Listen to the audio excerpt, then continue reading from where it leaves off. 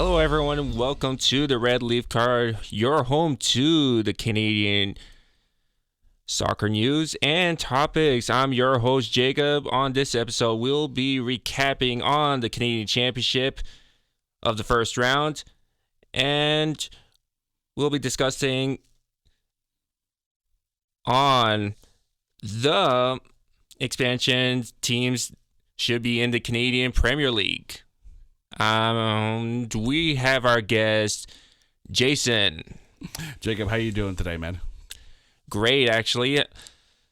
Not expecting a surprising first round on the Canadian Championship. It was kind of a big shocker for Valor FC. But I have to respond back that Toronto FC lost to basically Philadelphia Union 4-2, and Club de Foot Montreal actually beat New York Red Bulls 2-0. It's actually really good to see Montreal get on the scoreboard, get a win in the column. I know it's their second of the year, and yes, they did it even while taking a red card in the match. I mean, it's good to see Montreal bounce back. TFC, I mean, it's not like Philadelphia's a bad team, but they need to put more on the board. Well, Philadelphia Union is actually one of the top teams in the Eastern Conference. Fair enough. I mean, they're close enough, at least in the table, at least going into the match. They were close enough together in the table, but you have a lot of talent on TFC. To go down 4-2, they're going to need to do better for sure. And also, Lorenzo Insigne actually scores his first goal of the season for Toronto FC. This late into the season. I want to get your take on that one. He was brought in with a lot of hype. He was supposed to be the one to bring them back to the playoffs, the one to bring them back to prominence. The fact that this is his first goal of the season, to you, is this a bad return, on their investment? Lots of fans actually. I think that there is always that time that you bring in something that's really hype, and then later you figure out, oh my goodness, he has an injury. That's bad news. I think this is not the person that we should get. But there's always that time. I mean, you got to roll the dice at some point, but it's just, sometimes it comes up good. Sometimes you roll snake eyes, and And it's just like your star players, for example, like Josie Altidore.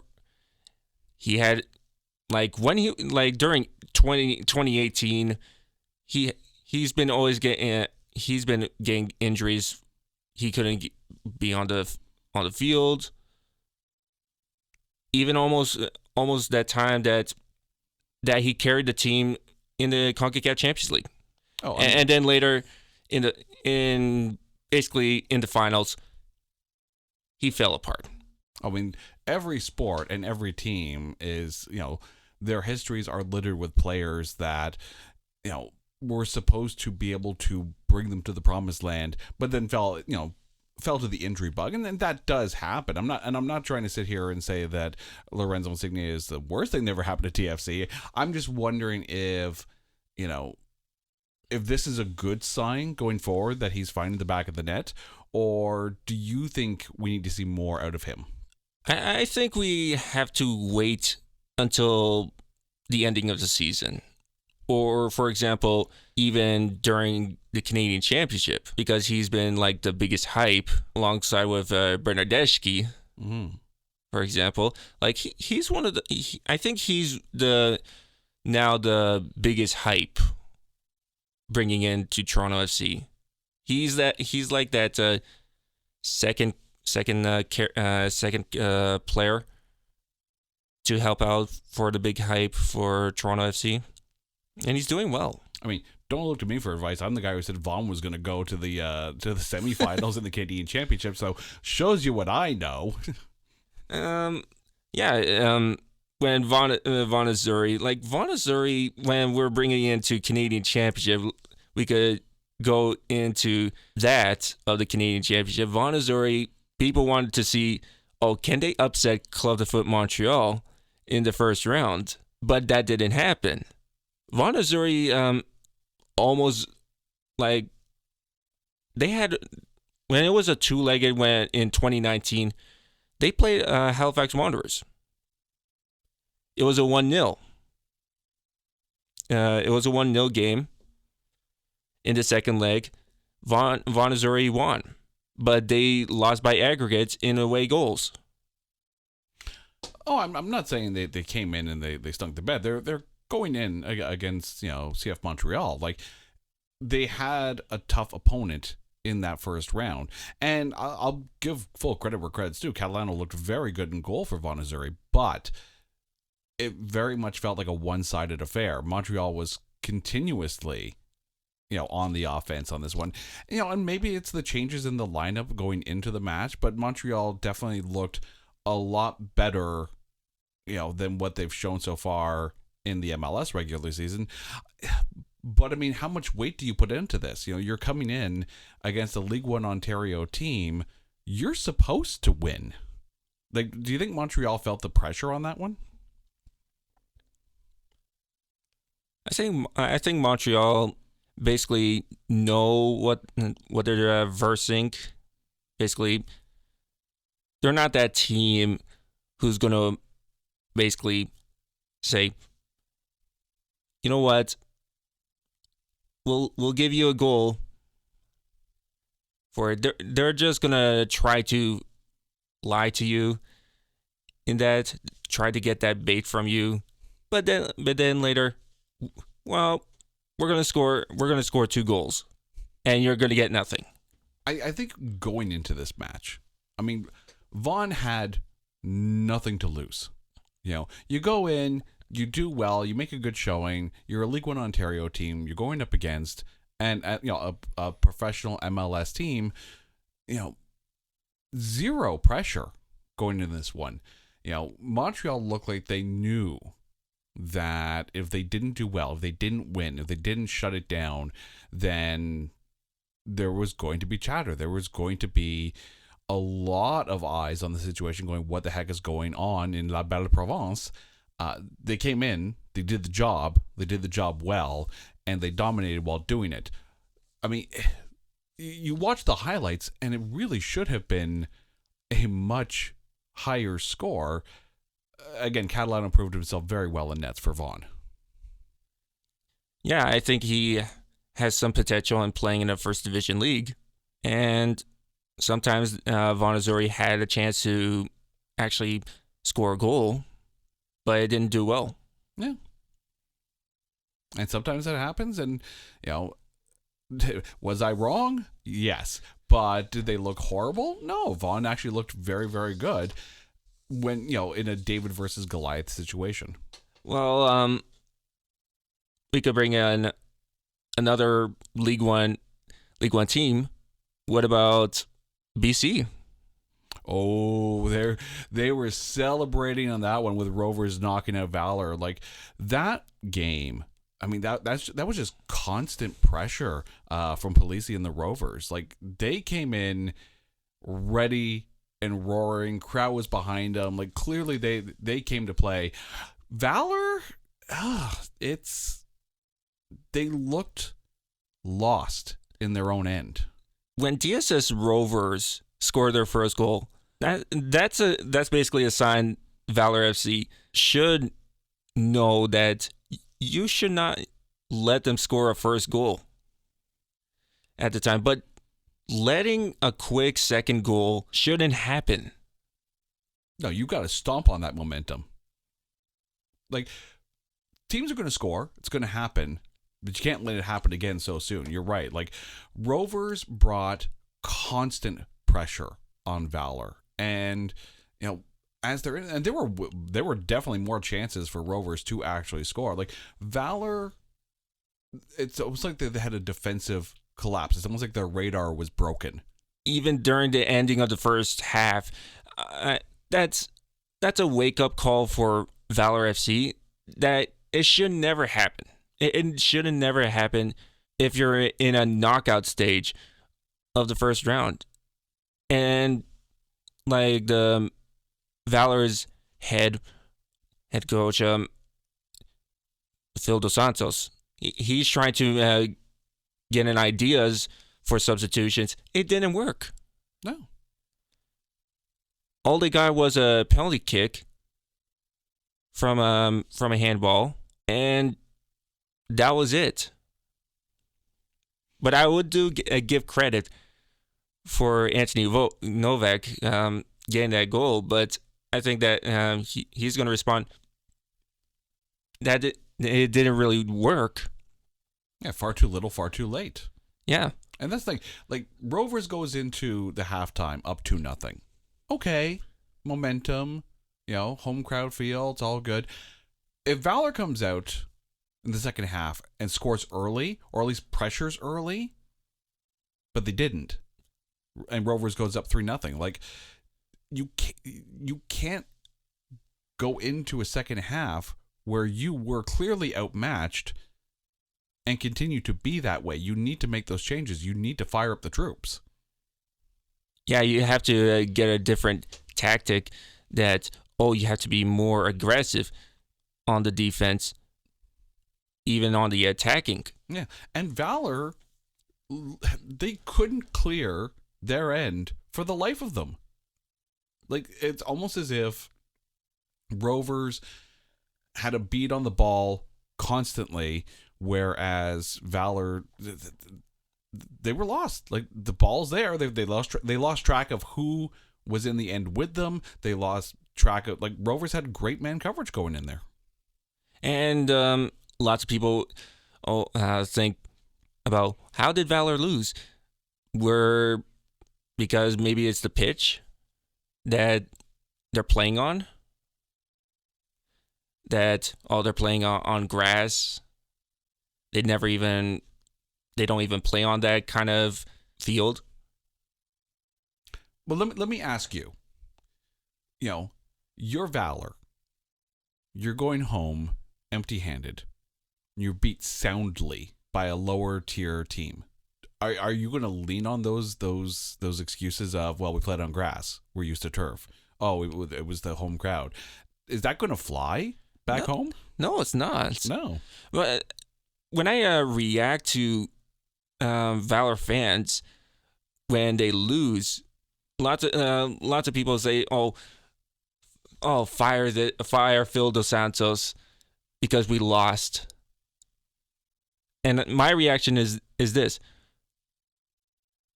you're still in the top 4 in the Canadian Premier League. Why would you fire Phil Dos Santos? Oh, I'm not saying you got to fire the coach. No, like, it is way too early for that. This should. I'm hopeful that this is the wake up call, saying no, we have to be better in our end.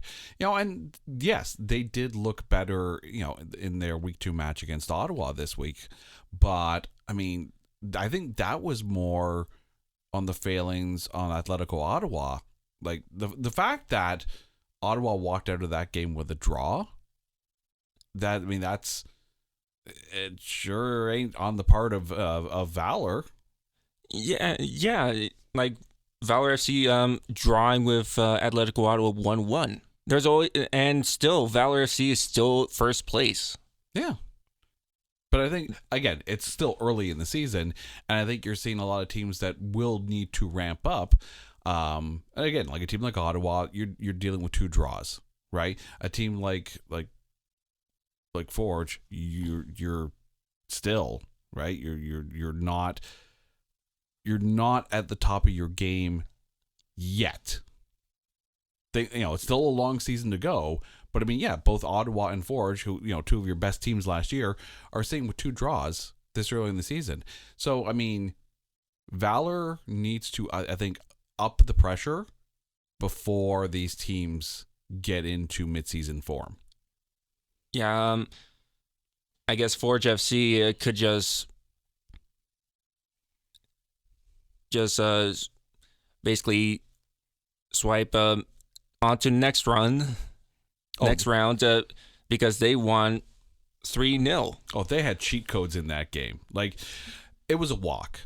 Like, Laval wasn't really in it.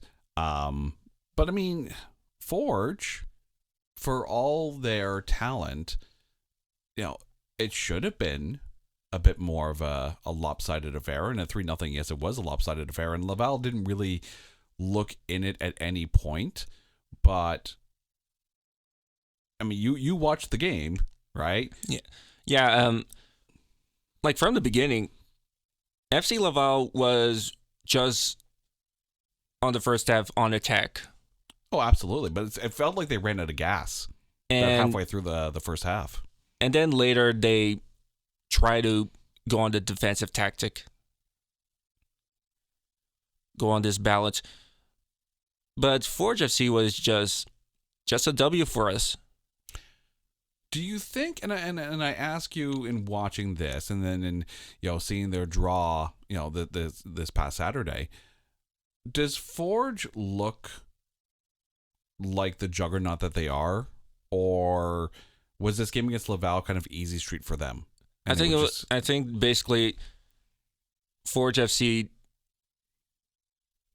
was just basically an easy route for the Canadian Championship. And I think they're only focused on the Canadian Championship to see if they go more deeper into the rounds.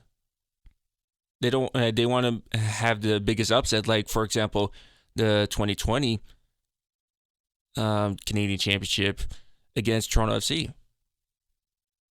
That went to penalty kicks. Even, for example, they almost upsetted Club de Foot Montreal in 2022 in penalty kicks. I mean, it's going to be tougher, obviously, in the quarterfinals for them. But the match against Laval, and you're right, Laval did look really, really good at the beginning of the match. They were on, the pedal was down. They were trying to get that early goal just like Rovers did, but it just didn't happen. And I think, in all honesty, I think if Laval was able to get that early spot, then I think it might have shaken Forge's confidence. But I mean, they held off Laval.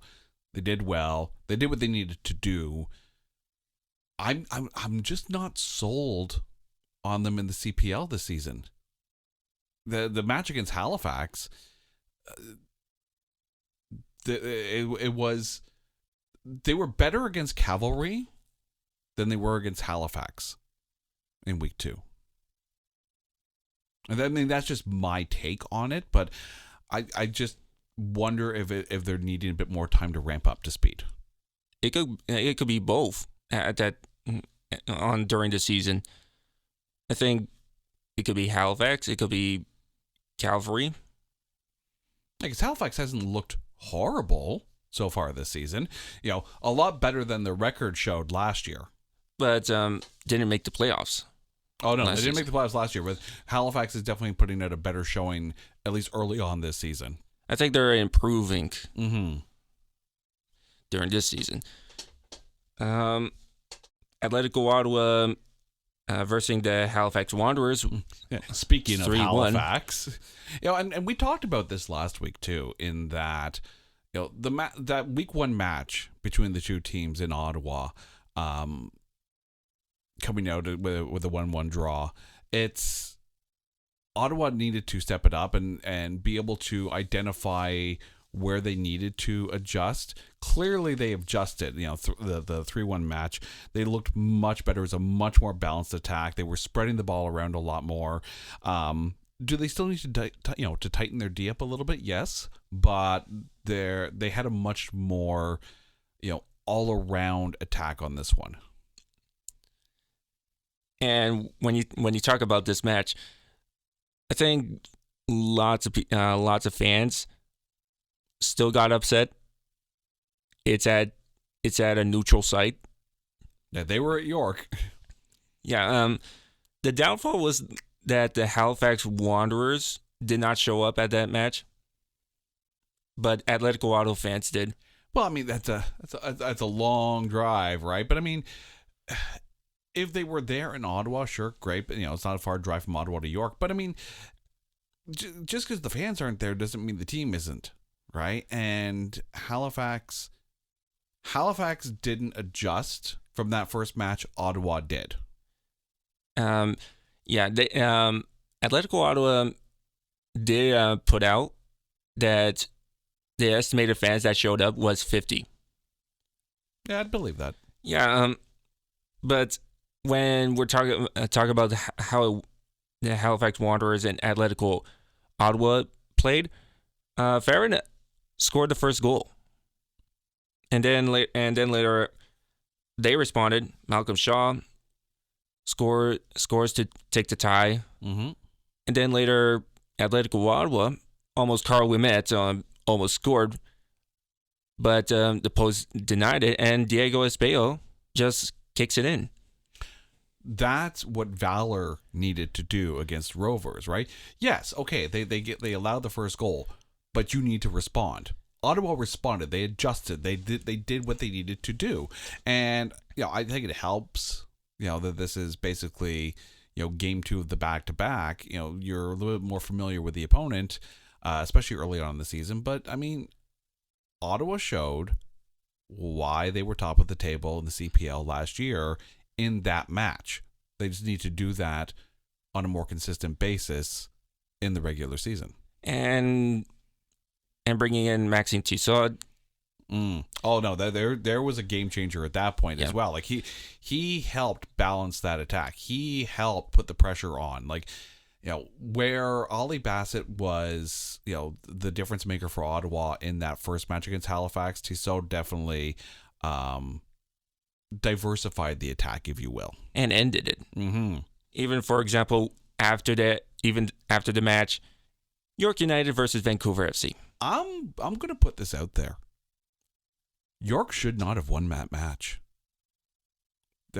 Vancouver looked really good, really dominant. I mean, hitting the woodwork twice on the net. Like, Vancouver, I think definitely came to play. I still think that Callum Irving is, maybe looking at being.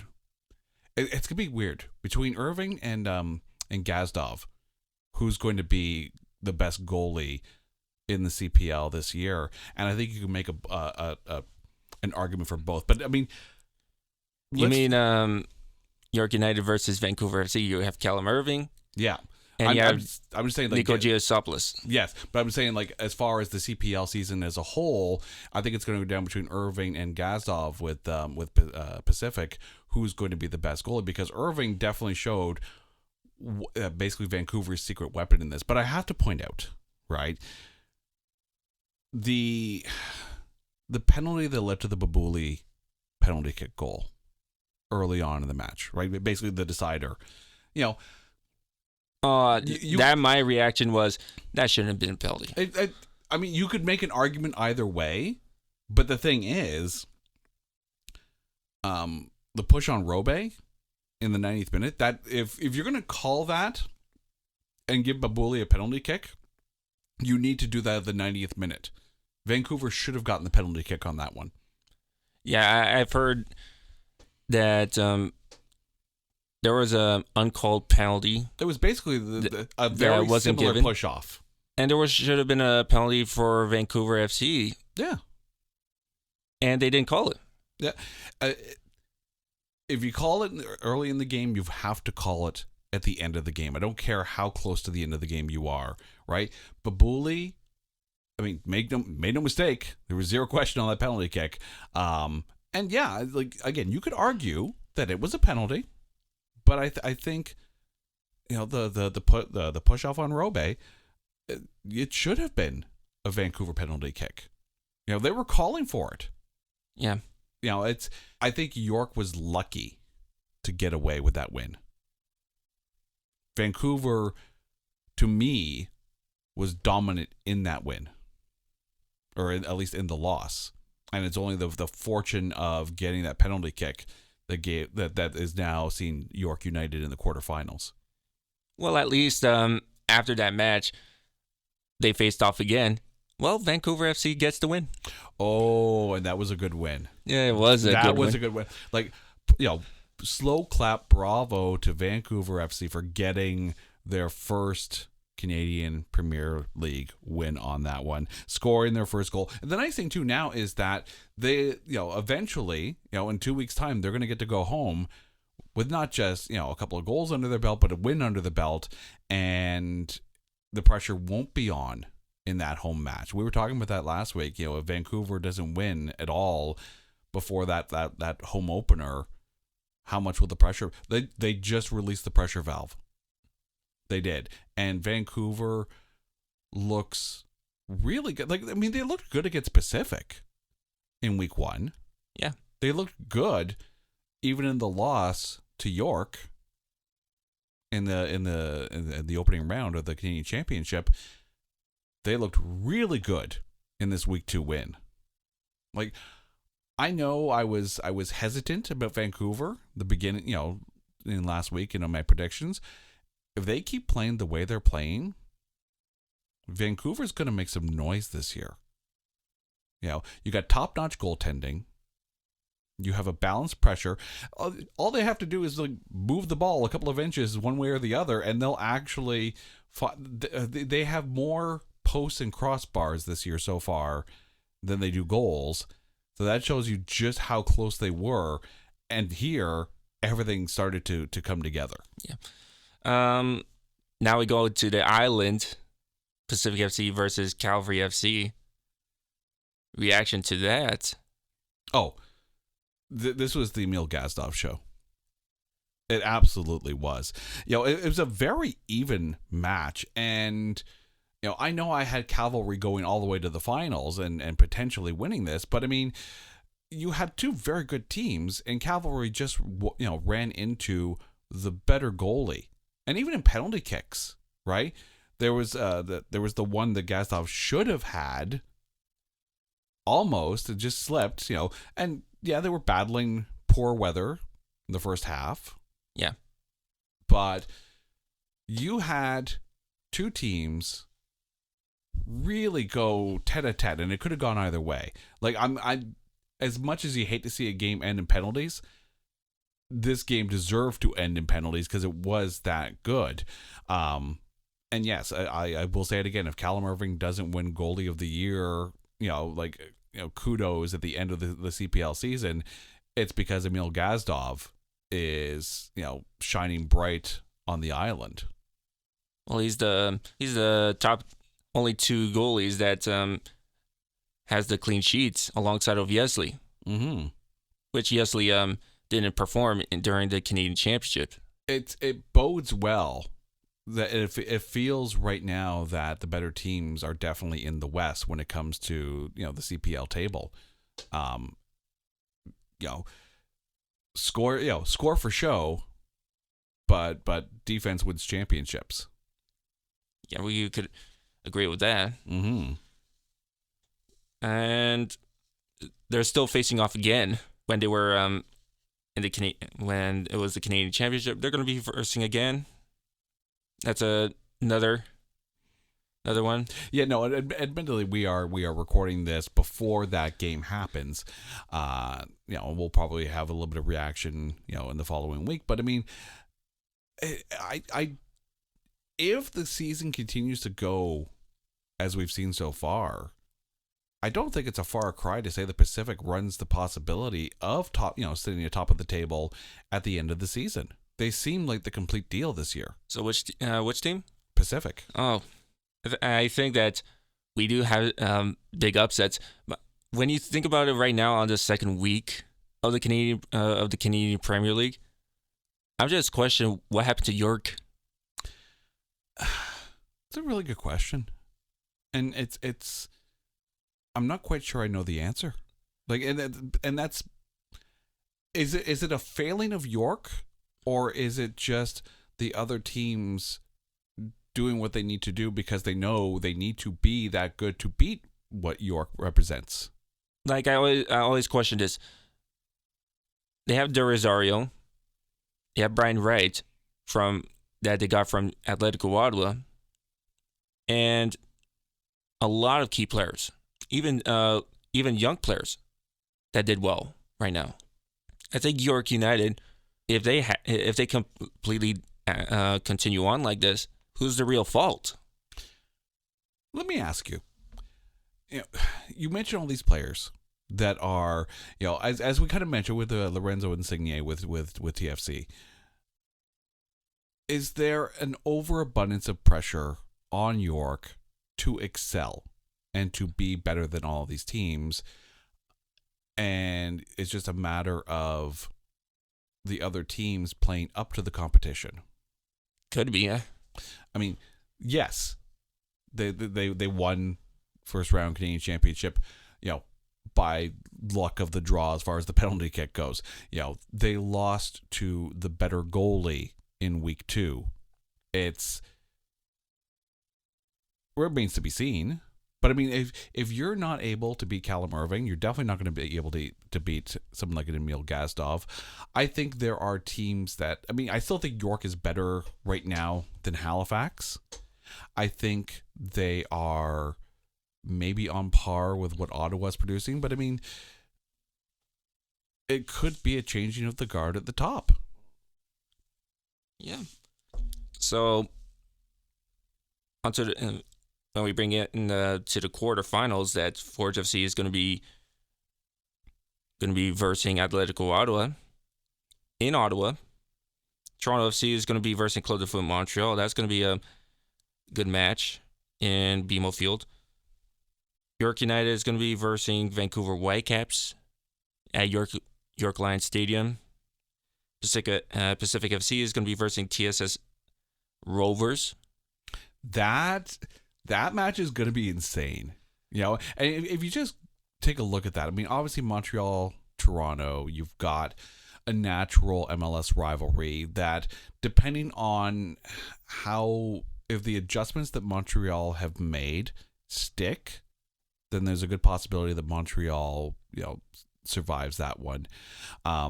Forge, Ottawa, you love to see the rematch. You love to see teams be able to continue to build that rivalry within the CPL.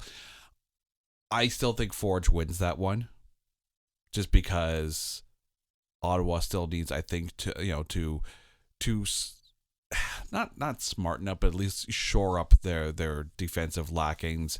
And you have to think that Forge is going to come ready to play a bit more in that one. I think they may have taken Laval a little too lightly, even though they still got a 3-0 win. But the Rovers Pacific match, regardless who wins, you are going to hear the fans go nuts in that one. You're going to hear them probably from Saskatchewan. That's how loud I think that match is going to be. And do I still think Pacific is going to win? Yes, absolutely. I think Gazdov stops the goal. I think the Rovers definitely come in with a lot of pressure. I think that they've got a lot of momentum right now. They got a lot of, they'll probably bring a little bit of swagger. But I will say that if Rovers get the early goal, all bets are off, just like they did with Valor.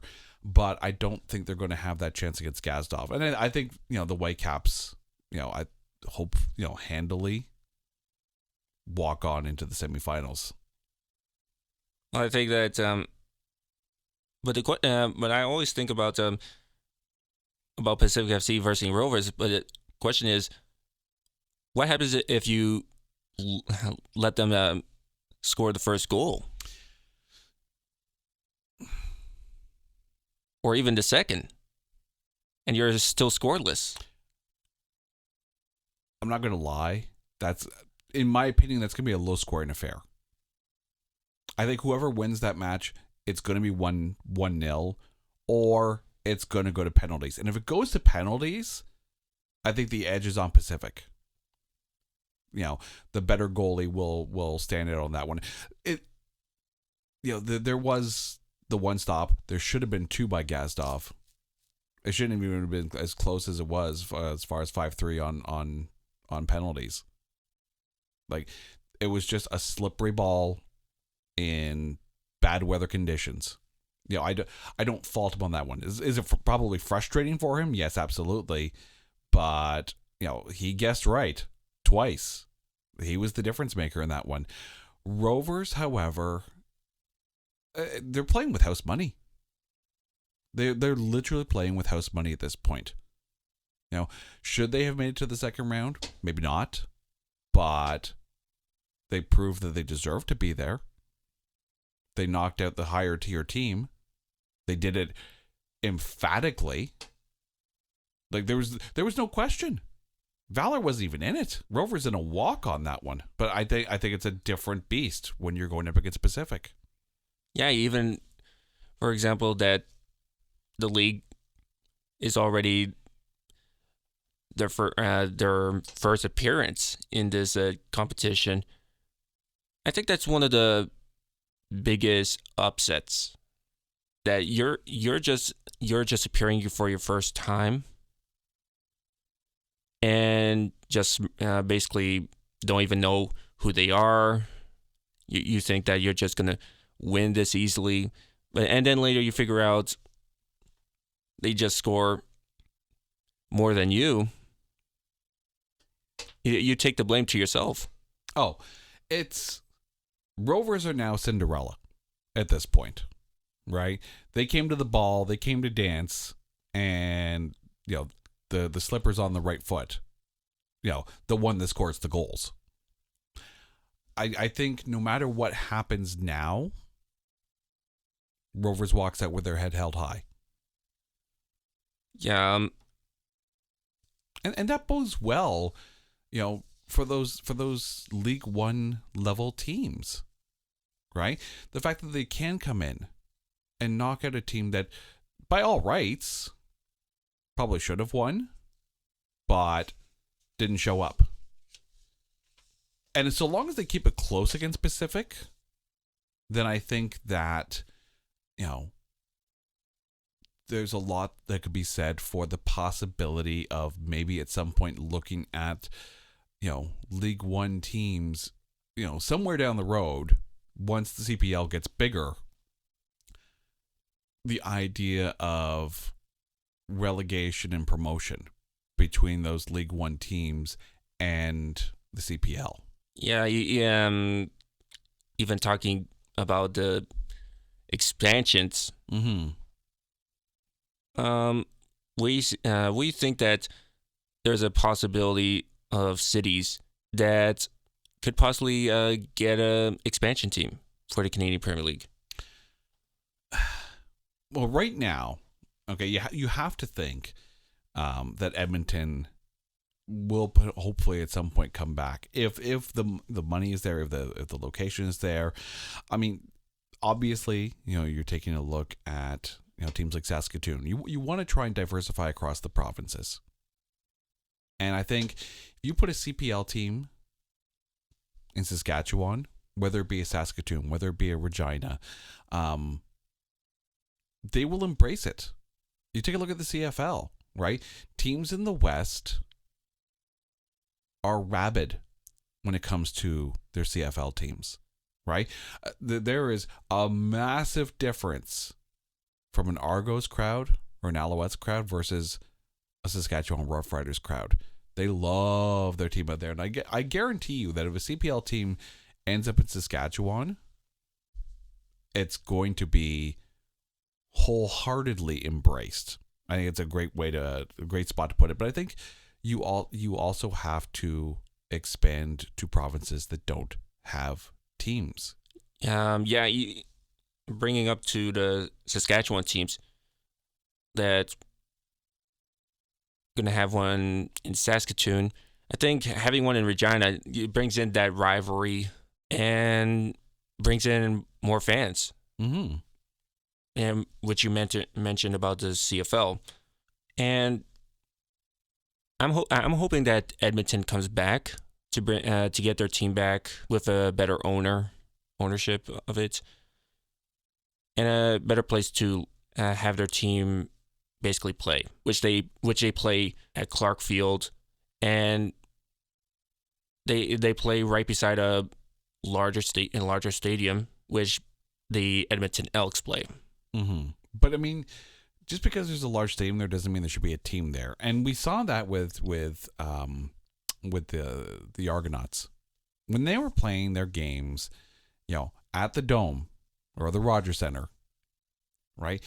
It was cavernous and not full. But as soon as they moved to BMO Field, it's a much better environment, right? Not as many empty seats means a better crowd. And the same thing with the Alouettes. When they move from Olympic Stadium to the smaller stadium they're in now, again, same thing. You go from a cavernous, empty place to something that the fans feel closer to the action. And I will say too, Quebec, just the province of Quebec, needs to have a CPL team. Yeah, I believe that Quebec should have a Canadian Premier League team. They always crave soccer and other sports. Mm-hmm. They even for example, they just had an expansion team in the Canadian Elite Basketball League in Montreal. Yeah, and exploring Quebec cities, even if, for example, Quebec City, mentioning that's in the topic of getting a CPL team. Oh, I mean, even Laval, they talk about. Well, Laval is close enough to Montreal, right? And you're going to be able to pull from the a very populous region there. But I mean, even with Quebec City, right? You have a population of about 554,000. That's more than Saskatoon. That's more than Windsor. I know they're looking at that. Edmonton's got a population of 1.1 million. So yes, Edmonton doubling Quebec City there. You can't look at smaller populations because, I mean, you wouldn't want to put it in a city like Trois-Rivières. As much as they might actually embrace it, you don't want to put it there. You're not going to want to put it in Gatineau because, yes, you would pull from Ottawa, but I mean, how many people from Ottawa are going to go, over the bridge to go see a Gatineau team? I think Quebec City, you have an underserved region. Obviously, if you're looking for a built-in fan base, yeah, sure, go to Laval, go to Montreal. There'll be people there, but I don't know if they'll embrace it. Quebec City probably would. And it's a bit closer to Halifax as well. To the same token as well, if you're looking to build more of an Atlantic fan base, you've got PEI, New Brunswick, and Newfoundland without teams. And that would create a built-in rivalry already with Halifax. Like, for example, Moncton, New Brunswick, mm-hmm. Even, for example, Fredericton PEI, yep. I mean, PEI Charlottetown. Charlottetown PEI, yeah, sorry, Fredericton, New Brunswick. That's my bad on that one. But the problem with PEI... And not just that, when you bring in, if you want to bring in Newfoundland and Labrador... Yeah, St. John's, Newfoundland would be a decent spot for it. I think PEI might be a little too small, but it would be unique in that you have, a team there, small but proud, if you will. Well, I've heard Dino Rossi is already trying to make an expansion of League One Canada in the Atlantic area, and he's trying to basically bring in all the provinces that are in the Atlantic area. Now he's now going for the Newfoundland Labrador area, which I think it's going to be in Tuesday. He's doing it starting Tuesday. Mm-hmm. I just wonder, from your standpoint, how many teams do you think the CPL needs to be a good enough size that you're not spreading yourself too thin? Because remember, too, the more teams you have, the thinner the talent base becomes. Well, I think 12 could be a good one, or 10. I think 12 you can get away with very easily if you want to be a professional league. So let me ask you then. Let's say, let's put it into hypotheticals here. CPL expands to 12 teams.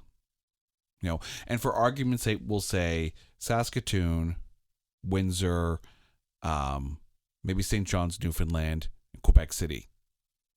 Just to add those four, to get them to there. Once you have those teams in place, do you then take a look at the possibility of the top team in League One, British Columbia, Ontario, and Quebec, then vying for promotion with the bottom three teams in the CPL staving off relegation?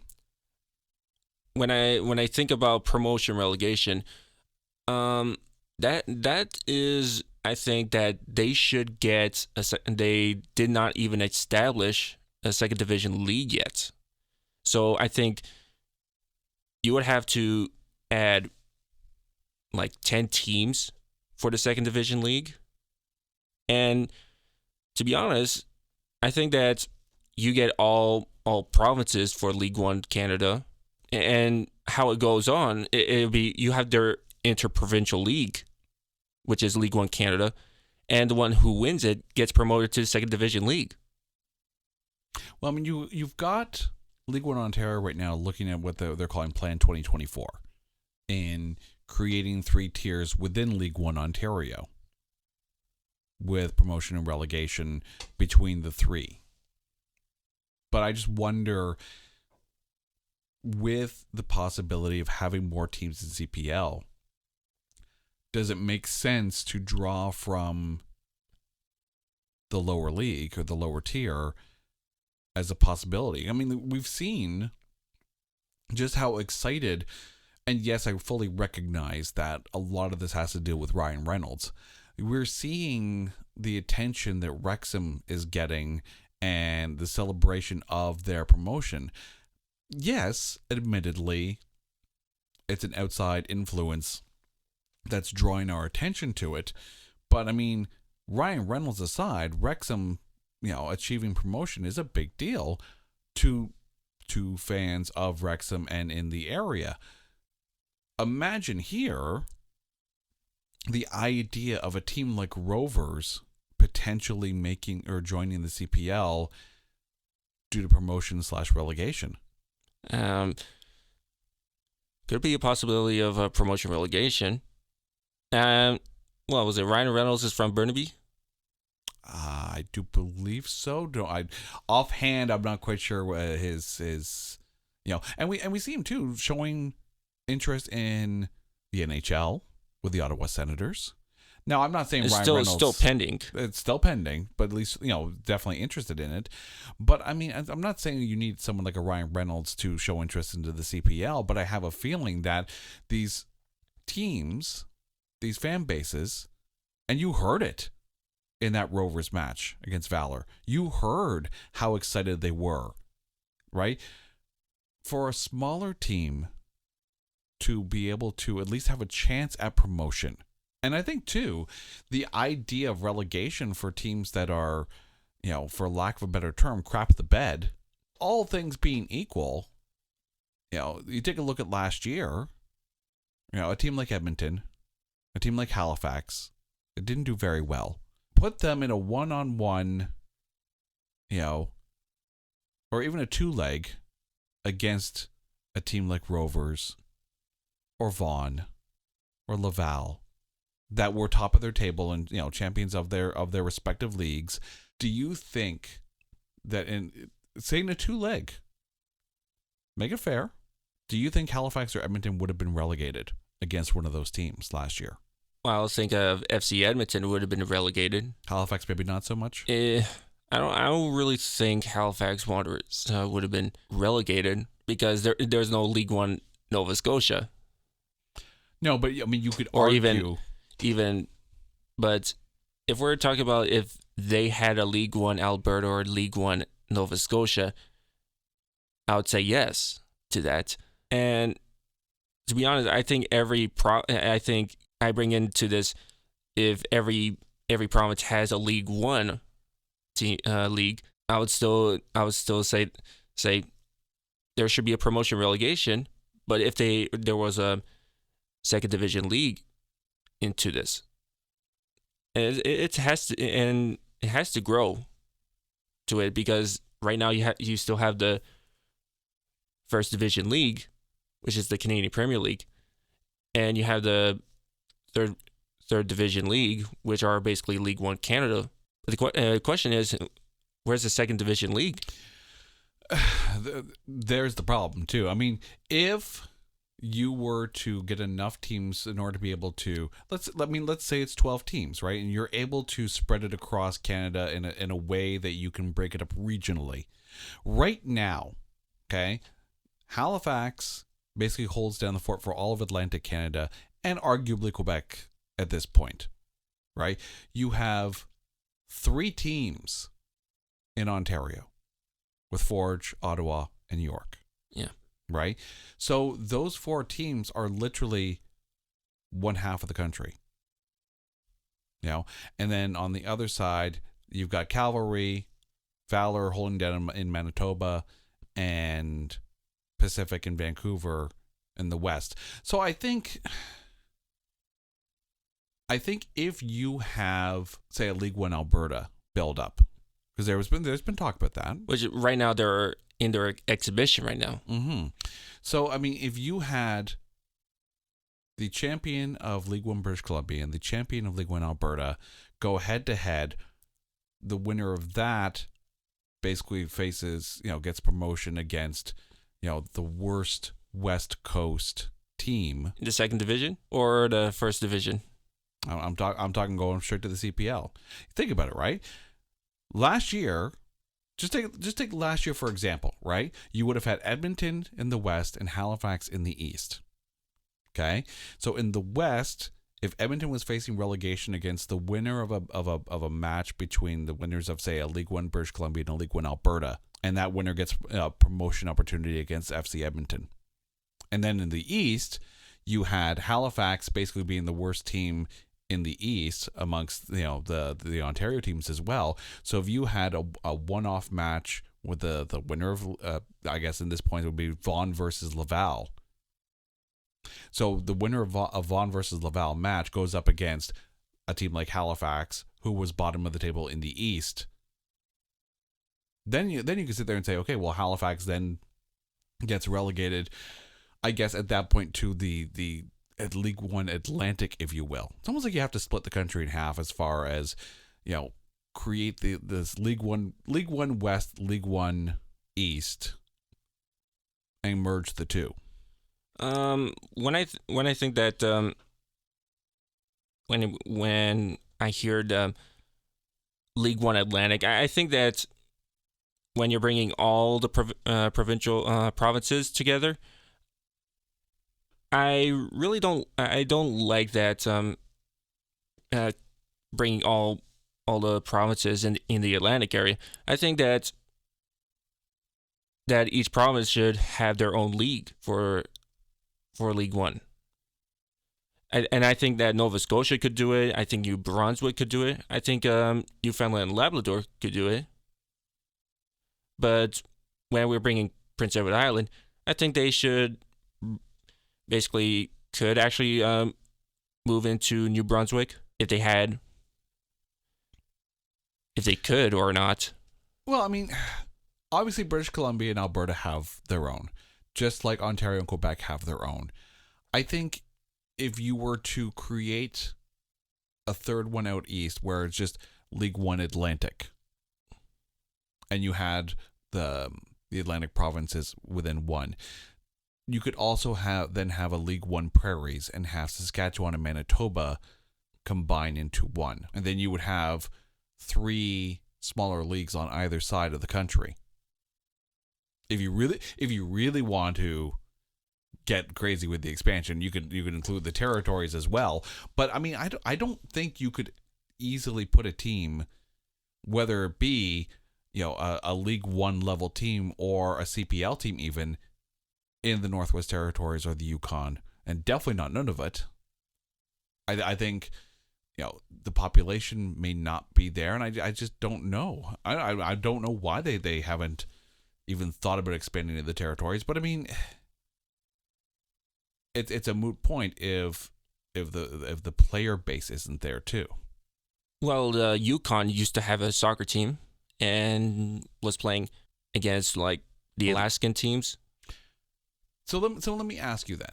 We see how much fun, and let's be honest, it's fun, the FA Cup is. Yeah. The anything goes possibility of a team in those early rounds exceeding expectations and maybe potentially getting a chance to have a game against a larger club just because of the way, the bracket falls. Right? You're seeing, teams that are playing on soccer pitches that are basically up against, the backyards of a row of houses where you can see the laundry hanging over the fence, playing against a team like Tottenham. Right? That's a spectacle at that point. That's fascinating to watch. I think you take a look at the possibility of an FA Cup style tournament with the teams of Canada. So you have that possibility. There are enough teams now that you could do something like that on a yearly basis. Started in March or April, little by little, get to, and the Canadian Championship proved and has proven over the years, with moments like Rovers beating Valor, with moments like, even though they lost, right? A team like Vaughan getting a chance to play against a team like Montreal. Yeah. Win or lose, that's still a high moment probably for a lot of those players. Yeah. I think the Canadian Championship proves that it is really, it's really competitive. But this is a question, like bringing about the Canadian Championship. Should all the Canadian teams should be competing in the Canadian Championship? I mean, it would be a fascinating argument to make where the expansion of the CPL maybe takes a slower pace in favor of expansion of the Canadian Championship. Because then you are literally connecting soccer fans from around the country, coast to coast, and giving them this opportunity for this, very then prestigious, and it already is prestigious, but really a prestigious championship opportunity. Yes, Vaughan, Laval, and Rovers all deserve to be in this championship. Think about how many teams in those leagues might have had a chance too if given the opportunity. And the other thing too is you get better as a team and to a man by playing against better teams because you learn from them. Those, I mean, people have talked about the IHF, right? And the World Juniors, and seeing teams get blown out 15-0 and say, well, why are they even there? But the thing is, though, by playing in those games and by playing against players of such high caliber, you learn from them. You grow from them. You grow from those experiences. To the person that never dreamed of playing against someone of an eventual NHL caliber, that's that opportunity that you're going to get. I tell you right now, right? Vaughan, despite the fact that they lost 2-0 to Montreal, they held themselves up to just a 2-0 loss against an MLS team. And they probably grow from the experience. Learn more from those games. Get the chance to play, to test your mettle against a team of that caliber. Even, for example, that in the Canadian Championship, that's top scorers right now are one of the TSS Rovers, Matteo Polisi, with 2 goals, alongside with Noah Jensen for Forge FC. And there's the thing, too. Now, win or lose against Pacific, right? If Polisi shows, the same spunk that he did against Valor, you telling me that CPL teams or maybe even an MLS team isn't going to take a look at a player like that given the visibility of those games. Right? This is a chance for these players to showcase how good they can be and maybe potentially get picked up by a higher up team. Maybe not in Canada, but maybe in a different league, maybe in a different country. Showcase the young talent and the lower teams on a national, all-in, everybody-in tournament, and you're going to see players do well. And I hope that, like, for example, the other Canadian USL League 2 teams, for example, Thunder Bay Chill, FC Manitoba, for example, or any other ones, might be kind of interested in basically deciding, oh, you know what, I think that the Canadian leagues have some competition if they get a second division league, and I always hope that Canada gets a second division league, grow the competition in League One Canada, and hoping that it brightens the future for Canadian soccer talent. Oh, and there's the thing too, right? Kids are watching these games because the tickets are cheaper, right? It's an easier experience to bring a family to because you can afford the tickets. And those kids are going to watch those players. They don't care that it's not a team like TFC. They don't care that it's not, the national team. That's their team. And those are their players. And they cheer for them. And to see them get a chance like that and to do well, you're expanding the sport, the game, and the nation to the youth of the nation, thereby expanding the interest in becoming a soccer player, showing them that you don't have to go to England or Germany or Italy to have a soccer career. You can do it at home because it's proven that it can be done at home. Yeah, I want to go back to about the CPL expansion, but when the commissioner Mark Noonan was talking about what areas that could be in talks of expansion, he brought in Kelowna, BC into it, and for example, Mississauga into it. And is there a possibility, for example, another team in the Greater Toronto area? Well, I mean, right now, arguably, you have one, and that's York. And I don't think Mississauga is the place you want to go, right? The GTA is over-entertained, in my opinion. It's a reason why it works in Forge. Or for Hamilton, it's because they're not overly entertained. There's a reason why it works for Ottawa, because people will go to see those games. I think the idea of a Windsor is a better idea because not only are you pulling from the southern tip of the province, but you're also the ability to pull people from Detroit, from across the bridge. I think also as well, you're probably better off looking at an area maybe like a Thunder Bay. Go north. I recognize that the population is there in Mississauga. I get that the facilities are there, but the GTA shouldn't be the default response to expansion, especially if the team is not going to draw. I mean, really, York should be the one servicing that area.